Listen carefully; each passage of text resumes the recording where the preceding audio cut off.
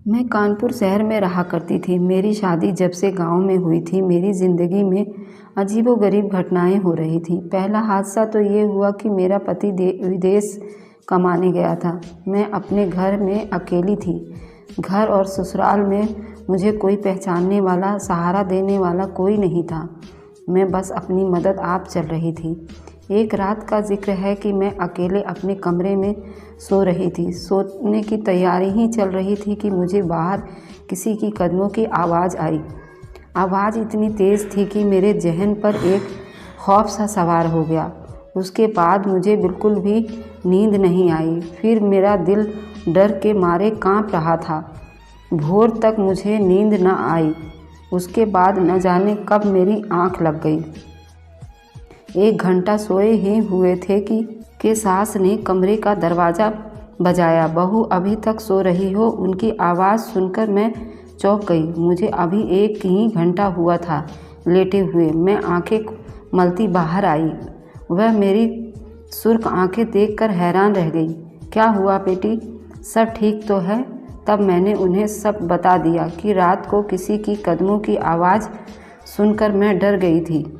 हाँ बेटी, ये घर ही इतना बड़ा है कि अच्छे खासे इंसान को डर लगने लगता है। तुम ऐसा करो, कल से अपनी ननद के कमरे में सो जाओ। आखिर वह तुम्हारी बहनों की तरह है। सास की ये बात अजीब सी लगी। अपनी बेटी के बजाय उसे मेरी ननद कह रही थी। अच्छा अम्मा, ठीक है, मैं कल रेनू के साथ कमरे में सो जाऊंगी। मैंने खुश दिल से अपना सर हिला दिया और आकर घर में नाश्ता बनाने लगी। अभी तक रेनू सो कर नहीं उठी थी। हमने उसे जगाया, हम सब ने नाश्ता किया और वह फिर कॉलेज चली गई। दिन भर मैं यही सोच रही थी कि आखिर रात भर वह आवाज़ें किस चीज़ की आ रही थी। मैंने उस बात का जिक्र किसी से नहीं किया। शाम हुई तो मैं ये बात भूल भाल गई, मगर रात को सोने से पहले मुझे याद आया कि अम्मा जी ने मुझे रेनू के कमरे में सोने के लिए कहा था। मैंने उसके कमरे का दरवाज़ा खटखटाया। उसने दरवाज़ा खोला। उसके चेहरे पर मुझे देखकर कुछ अच्छा सा नहीं लगा। क्या हुआ भाभी, सब ठीक तो है? अम्मा जी ने मुझे कहा था कि मैं तुम्हारे कमरे में सो जाऊं। मैंने रितु से कहा, भाभी मैं आपको अपने कमरे में नहीं सोने दूंगी, क्योंकि मैं रात देर तक पढ़ती हूँ। कमरे की बत्ती चलती रहती है, आपको नींद नहीं आएगी। रितु की बात पर मैंने उसके हाथ थाम लिए। नहीं रितु, कोई बात नहीं, मुझे नींद आ जाएगी। मैं हर तरह के माहौल में सो सकती हूँ। मुझे नींद आ जाएगी। बस अपने कमरे में मुझे डर लगता है। तुम फिक्र ना करो, मैं तुम्हें ज़रा सा भी डिस्टर्ब नहीं करूँगी। मेरी बात पर फिर से रितु ने एक बार मुँह बना लिया और बोली, ठीक है भाभी, कल से आप मेरे कमरे में सो जाइएगा। नहीं रितु, मैं आज भी आपके कमरे में सो सकती हूँ। कल रात को मैंने अजीब सी आवाज़ें बाहर वाली आंगन में सुनी थी। इसके बाद से मेरा मन नहीं कर रहा कि मैं अपने कमरे में सोऊं। मैं वादा करती हूँ तुम्हें किसी किस्म की तकलीफ़ नहीं दूँगी। ये कहकर मैं अपने कमरे में चली गई, क्योंकि मुझे बिस्तर और तकिया भी लाना था और रितु के कमरे में रखना था। लेकिन मैं कंबल वगैरह लेकर वापस आई तो रितु ने दरवाज़ा अंदर से बंद कर चुकी थी। मुझे बहुत बुरा लगा। मैं अपने कमरे में जाकर सो गई, मगर रात भर वही होता रहा। अजीब सी आवाज़ें, मेरा दिल दहल रहा था। अगली सुबह सास ने पूछा। मैंने वही शिकायत कर दी कि उसने कहा कि रितु ने अपने कमरे में मुझे जगह नहीं दी। सास ने रितु को डांट दिया और बोला, कल से तुम उसे अपने साथ सुलाओगी। मुझे शिकायत नहीं मिलना चाहिए। अब रितु के पास कोई बहाना नहीं था। रात को उसके कमरे में मैंने अपनी जगह बना ली और कंबल ओढ़ कर सो गई। रात का ना जाने कौन सा पहर था कि रितु को प्यास लग गई। उसने मुझे हिलाकर जगाया। बोली, भाभी बात तो सुनो, मुझे बहुत तेज़ प्यास लग रही है।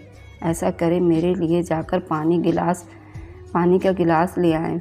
बहुत प्यास लग रही है। मेरी तबीयत में घुटन महसूस हो रही है। रितु की बात सुनकर मैं फ़ौरन घबरा गई। क्या हुआ रितु, तुमने रात को क्या खाया था? भाभी, डॉक्टर मैं हूँ या तुम? आप नहीं जाएं, मेरे लिए जाकर पानी लेकर आएं। रितु ने कहा, तो मैं शर्मिंदा होकर उठ खड़ी हुई। दरवाजे से बाहर निकली तो मैंने देखा ऋतु गुस्से भरी निगाहों से मुझे घूर रही है। खैर मैं पानी लेने चली गई। पानी लेकर जैसे ही मैंने दरवाजे पर आकर दरवाज़ा बजाया तो ये देखकर हैरत में पड़ गई कि उसने अपने दरवाज़ा अंदर से बंद कर लिया। ऋतु मैं घर में ज़्यादा शोर नहीं मचाना चाहती थी, इसलिए चुप से हल्की हल्की आवाज़ दे रही थी, मगर ये ऋतु ने दरवाज़ा नहीं खोला। मेरी तो जैसे डर के मेरी जान ही निकल गई। रात के अंधेरे में घर में इतना खुला खुला था कि एक कमरे से दूसरे कमरे में जाते हुए डर लगता था, मगर क्या करती। पूरे 10 मिनट ऋतु के कमरे के बाहर खड़ी रही, मगर उसने कोई जवाब नहीं दिया। मजबूरन मैं दौड़ते हुए अपने कमरे की तरफ बढ़ी। मुझे डर लग रहा था, जैसे कोई मेरे कमरे में पहले से ही है। मैंने बाहर की रास्ते की सबकी लाइट जला दी। अच्छी तरह से अपने कमरे भी चेक करके मैं अंदर देखकर फिर सो गई। दरवाजे की कुंडी लगाकर अपने बेड पर जाकर आराम से सो गई। कुछ ही देर गुजरे थे कि रात का न जाने कौन सा पहर था कि शोर से मेरी आँख खुल गई।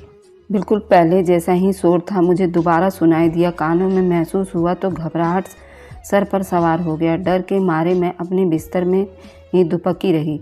काफ़ी देर गुजर गई, शोर आना जाना बंद हो गया। अब मुझे राहत की सांस आई। वापस सोने के लिए लेट गई और सुबह मेरी आँख खुली, मगर अब मैंने तय कर लिया कि ऋतु के उस चालाकी में नहीं आऊँगी।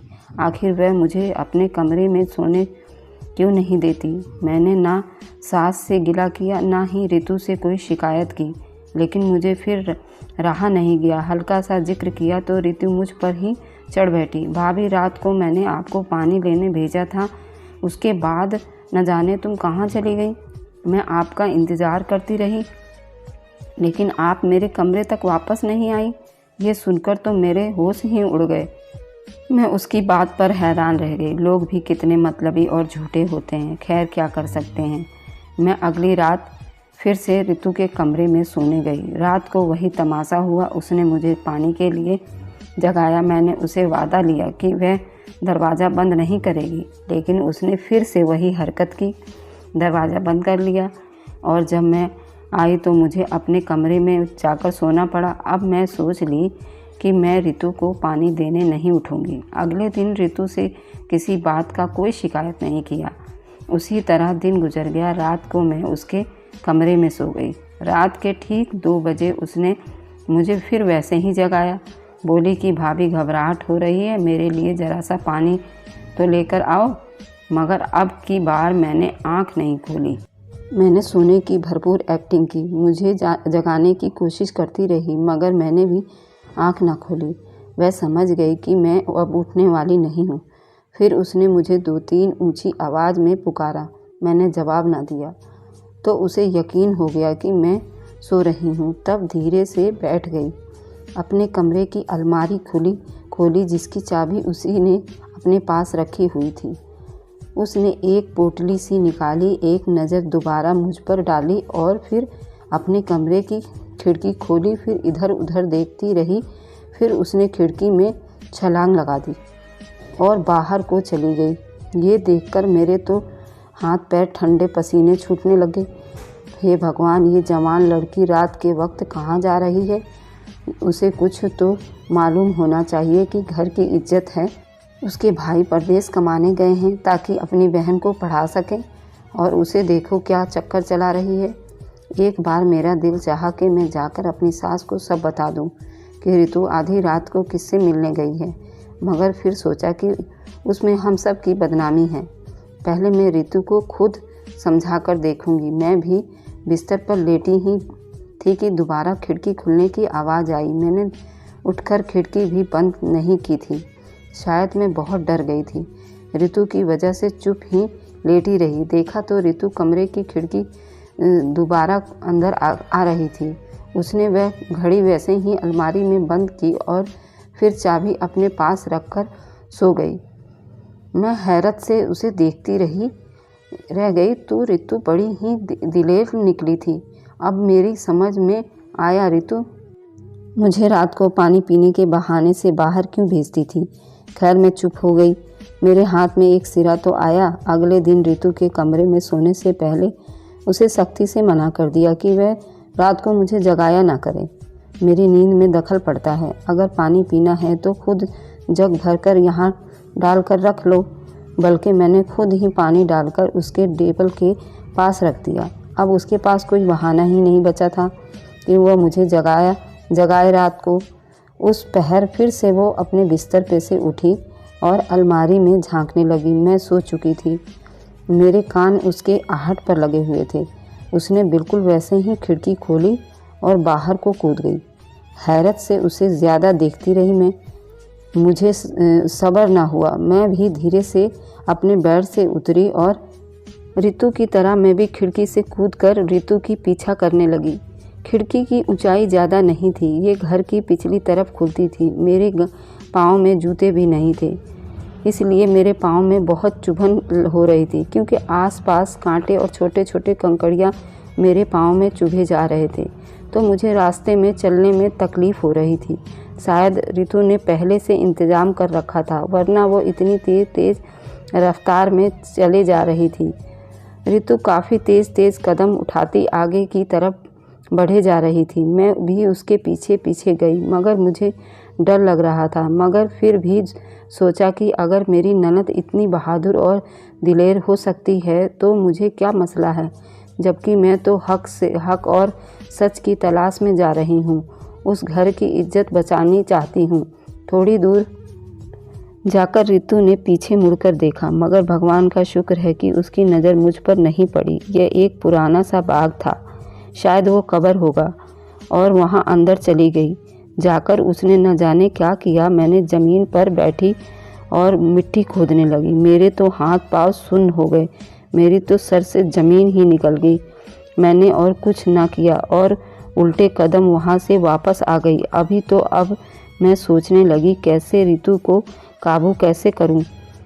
तभी बैठे बैठे मेरे दिमाग में ये एक ख्याल आया। मैं रितु से सारी हकीकत जानना चाहती थी, क्योंकि घर के सारे दरवाजे बंद होते ही, इसलिए रितु के आने और जाने का खिड़की था। मैंने वह खिड़की जहाँ से रितु निकल कर बाहर भागी थी उसे अंदर से बंद कर लिया और खुद पास बैठ गई।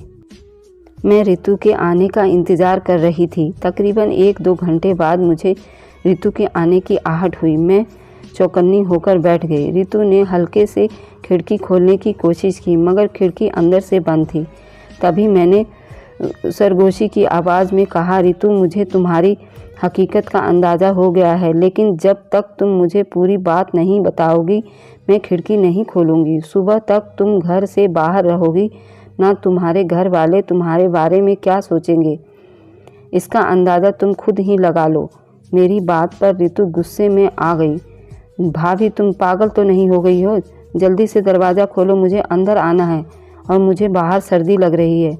रितु की जल्दीबाजी बता रही थी कि वह भी डर गई है, मगर मैंने साफ साफ इनकार कर दिया कि मैं खिड़की नहीं खोलूँगी जब तक कि तुम मुझे सारी बात नहीं बता देती। भाभी, तुम एक बार खिड़की खोलो, अंदर आकर तुम्हें मैं सारी बात बताती हूँ। अब मेरी मिन्नतें करने लगी। फिर मैंने उसे कसम दी कि वह मुझे सारी बात सच सच बताएगी। तब मैंने खिड़की खोल दी। वह अंदर बरबराती हुई खिड़की से अंदर दाखिल हुई। वह मुझे गुस्से से देखने लगी। भाभी, भगवान का खौफ करो, तुम मुझ पर शक करोगी। मैं भगवान से डरती हूँ। मुझे अपने भाइयों की कमाई का एहसास है। मैं कोई गलत काम करने नहीं गई थी। ये कहते कहते रितु अलमारी की तरफ बढ़ी और वहीं घड़ी वहाँ रखने लगी। मैंने घड़ी उसके हाथ से ले ली। तुम मुझे सारी बात बताओ, जैसे कि तुमने अभी मुझसे वादा किया था, वरना मैं अम्मा को सब बता दूंगी। मेरी धमकी पर वह डर गई। अच्छा भाभी, मैं बैठो, तुम्हें बताती हूँ। घड़ी क्या है ये भी दिखाऊंगी। ये कहानी उस वक्त शुरू हुई जब मैं मेडिकल कॉलेज में मेरा पहला साल था। पहले ही दिन लड़कों ने मुझे तंग करने की कोशिश की। आप तो जानती हैं मैं बात बात पर डर जाती हूँ। शायद मेरी यही मासूमियत जमींदार के बेटे को पसंद आ गई। बस फिर क्या था, वह तो मेरे पीछे पीछे ही पड़ गया। मैंने उसे जान छुड़ाने की बहुत कोशिश की, मगर मैं जहाँ भी जाती वो मुझे पहले से वहीं खड़ा मिलता। अब कुछ दिनों के बाद मुझे ऐसा महसूस हुआ जैसे कि वह शिकारी, मैं उसका शिकार हूँ। अब मैं जब भी जितनी भी कोशिश कर लेती उससे बचकर ना जाती। एक दिन मैंने उसे मिन्नत की कि भगवान के लिए मेरा पीछा छोड़ दो। मेरे भाई परदेश में हैं, वे मेरे लिए रुपए कमाते हैं, मुझे फीस भेजते हैं। मुझे अच्छा नहीं लगता है कि मैं कॉलेज में आकर ऐसी बातें करूं। मेरी बात पर खूब हंसने लगा। कहने लगा, तुम्हारी जान छोड़ दूंगा, लेकिन उसके लिए पहले तुम्हें मुझसे एक मुलाकात करनी होगी ताकि मैं अपनी मोहब्बत का इजहार कर सकूं। फिक्र ना करो, किसी अकेली तन्हा जगह पर तुम्हें नहीं बुलाऊंगा। एक बड़े से होटल है, उसमें तुम आ जाओ। वहाँ सब लोग खाना खाते हैं, वहाँ से मुलाकात कर लेते हैं। तुम्हें अपने दिल का हाल बताऊंगा। मैं तुमको अगर अच्छा आदमी नहीं लगता तो मुझे छोड़ देना, मैं कुछ भी नहीं कहूँगा। मुझे उसकी बातें पसंद आई। सोचा कि शायद एक बार मुझसे मिलने पर ख्वाहिशमंद है। मुझे उसने एक डेट दिया होटल में मिलने के लिए, जहाँ उसने मुझे बुलाया था। मैं इसलिए बेफिक्र थी। ठीक है, उस होटल में पहले भी जा चुकी थी। अक्सर वहाँ पर 200-300 लोग बैठे होते हैं। वहाँ डरने वाली कोई बात नहीं थी। हमने होटल के दूसरे फ्लोर पर मिलना था, जहाँ पर तकरीबन 300-400 कुर्सियाँ और टेबल लगे हुए थे। जिस टाइम पर उसने मुझे बुलाया था मैं उसी टाइम पर पहुँच गई। राहुल ने कहा कि नीचे बैठकर बातें कर लेते हैं। वह कहने लगा, फिर ज़्यादा भीड़ हो जाएगी, यहाँ तो 2-4 लड़के ही बैठे हैं। ऐसे अच्छा नहीं लगता कि मैं अपनी इज्जत को बाज़ार में रुसवा करूं। उसकी ये फिल्मी लाइंस मुझे बहुत पसंद आई और ऊपर जाकर मैंने देखा वहाँ पूरा का पूरा हॉल खाली था। एक भी आदमी वहाँ नहीं था और दरवाजे पर भी कोई न था। अब मुझे डर का एहसास हुआ। मैंने कहा, मुनासिब है कि तुम मुझे कहाँ ले आए हो? यहाँ तो कोई भी नहीं है। क्या तुमने ये हॉल बुक करवाया है? उसने हाँ में सर हिलाया और एक शैतानी मुस्कुराहट से चेहरे पर हंसने लगा। तुम मुझे इसलिए यहाँ लाए हो? मैंने गुस्से और नफ़रत से उसे देखा। उसने मुझे आगे बढ़कर रुसवा करने की कोशिश की तो मैंने उसके मुंह पर थूक दिया। उस बात पर वह गुस्से से तिलमिला उठा। मैं जल्दी से बाहर भागी। दरवाज़ा खोलकर एक कदम आगे ही रखा था कि उसने मुझे बाजू से खींचकर अंदर करना चाहा था। इतने में एक लड़का वहां आ गया। न जाने वो कैसे फरिश्ता बनकर ऊपर आया था। उसने राहुल को गिरेबान से पकड़कर मुझे आज़ाद करवाया। मैं उसकी शुक्रगुजार हूँ और उसका शुक्र अदा करते करते नीचे आ गई। राहुल की नीयत पता चलने के बाद मेरी आंखों से आंसू बहने लगे। आखिर उसने मुझे इतना घटिया लड़की क्यों समझा? क्या उसमें मेरी कोई गलती है? यही बातें सोचती मैं घर आ गई। उस दिन मेरा कॉलेज में बिल्कुल भी दिल नहीं लगा। अपने उस अजनबी के बारे में सोच रही थी कि जिसने मुझे राहुल के गंदी निगाहों से बचाया था। 3 दिन के बाद मुझे मालूम हुआ कि वह मेरे ही कॉलेज में पढ़ता है और उसने मेरे राहुल की मुलाकात का भी पता था। तभी वह मेरा पीछा कर रहा था। जब ये बात मुझे मालूम हुई तो उसकी बहुत शुक्रगुजार हुई। उसका नाम पवन था। मैंने उससे मिलकर उसका शुक्रिया अदा किया। मुझे पवन की बात भी पसंद आई कि उसने मिलने पर भी मुझसे इजहार मोहब्बत नहीं की और खामोशी से मेरा हक अदा किया। खैर, उस बात की पता जल्दी ही राहुल को हो गई। राहुल एक ताकतवर लड़का था। उसने अपनी ताकत को इस्तेमाल करते हुए पवन को नुकसान पहुंचाना शुरू कर दिया और उसके बस में होता तो मैं उसकी जान ले लेता, मगर ऐसा नहीं कर सका। यहाँ तक कि हमारी आखिरी साल आ गया। अब राहुल ने अपनी कमीनगी दिखाना शुरू कर दी। पूरे साल की मेहनत का फल हमें मिलना था जब हमारे एक प्रोफेसर ने पवन को एक ऐसा काम करने को दे दिया जिससे हमारे लिए करना था मुश्किल ही नहीं, नामुमकिन था। राहुल ने अपने ताकत दिखाने शुरू कर दी।